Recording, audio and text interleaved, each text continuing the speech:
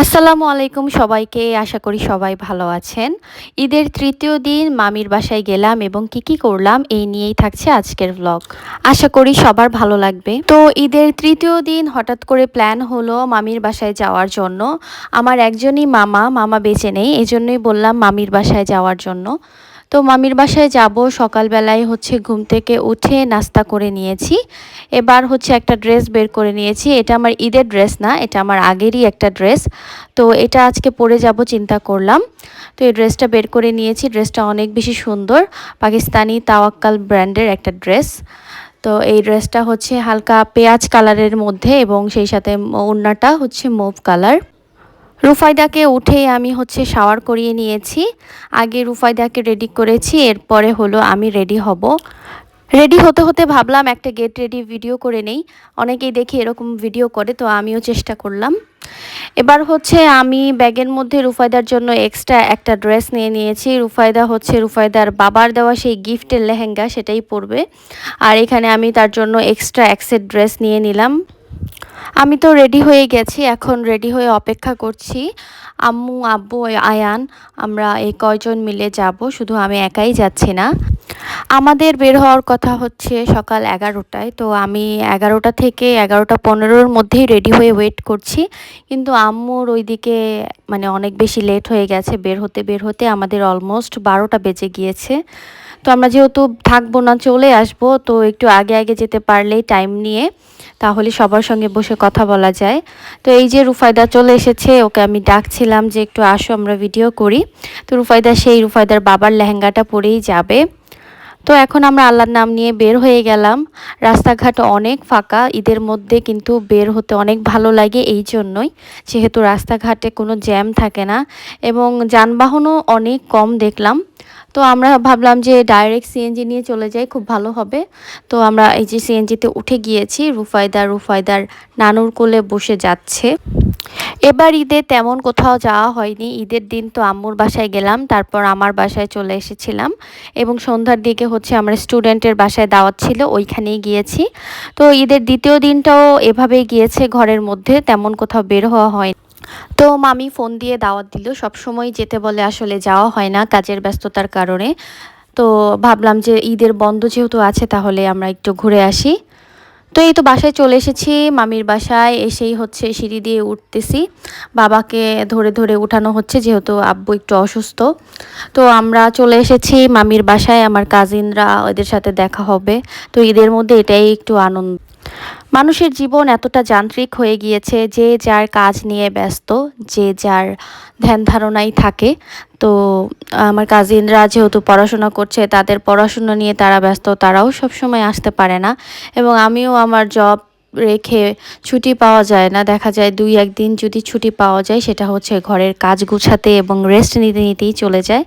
তো তাই তেমন কোথাও আর যাওয়া হয় না। তো ঈদের ছুটিতেই আত্মীয় স্বজনের বাসায় বেড়াতে যাওয়ার একটা সুযোগ। তো এত গরম, বাসায় আসার সাথে সাথে পানি খেলাম। রুফায়দা তো অনেক টায়ার্ড হয়ে গিয়েছে।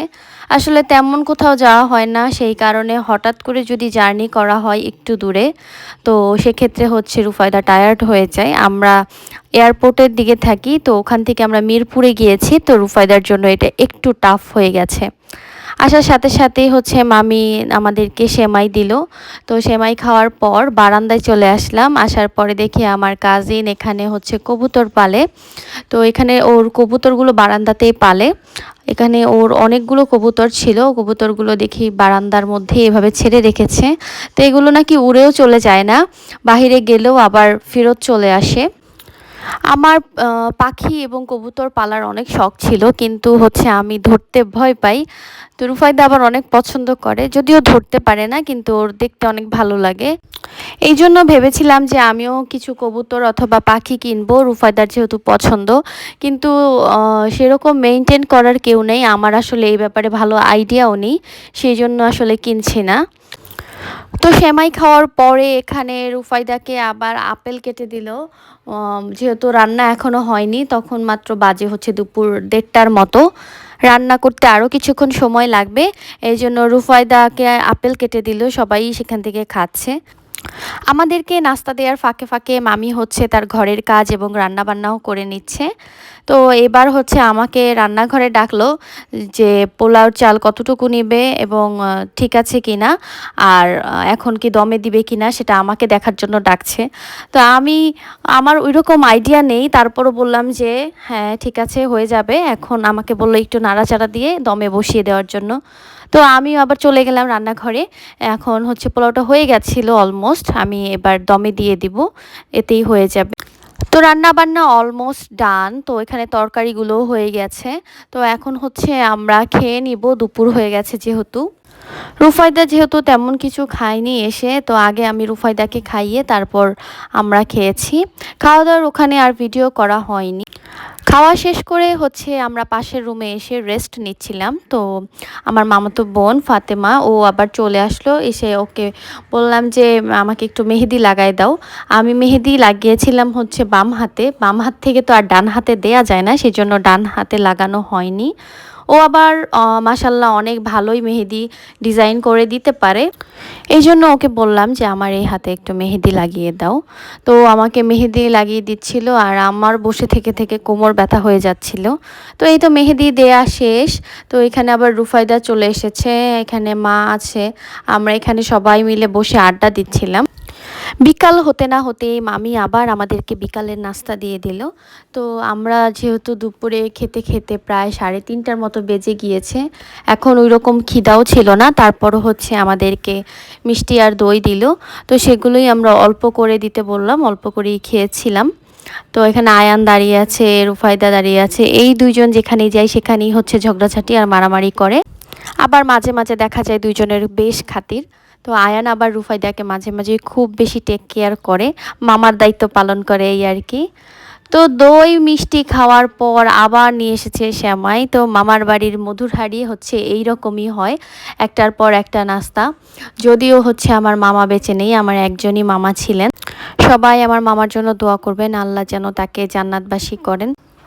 তো বিকালের পরে আমরা ভাবলাম যে এখন চলে যাই সন্ধ্যা হওয়ার আগে আগে। তো মামি বলল যে সামনে একটা বেড়িবাঁধ নাকি আছে, সেখান থেকে একটু ঘুরে আসতে। তো এখানে ঘোরার জায়গা অনেক আছে, তো আমাদের হাতে সময় ছিল না। এই জায়গাটাকে মেবি মিরপুর বেড়িবাঁধ ব্রিজ বলে, আমি আসলে সঠিক বলতে পারবো না, আমার খেয়াল নেই, বলেছিল মনে নেই আর কি। তো রুফায়দার নানুর হাত ধরে আগে আগে চলে যাচ্ছে হেলে দুলে, আমি আর আমার কাজিন হচ্ছে পিছনে।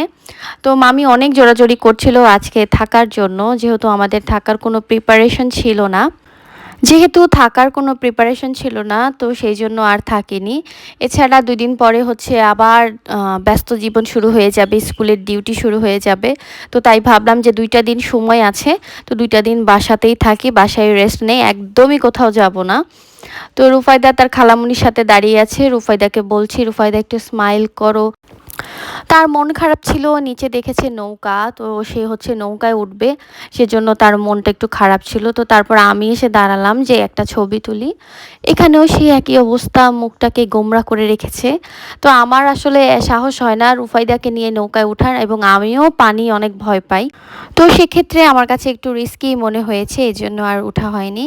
তো এখান থেকে সোজা বাসায় চলে এসেছি। এই ছিল আমাদের ঈদের দাওয়াতের ব্লগ, আশা করি সবার ভালো লেগেছে।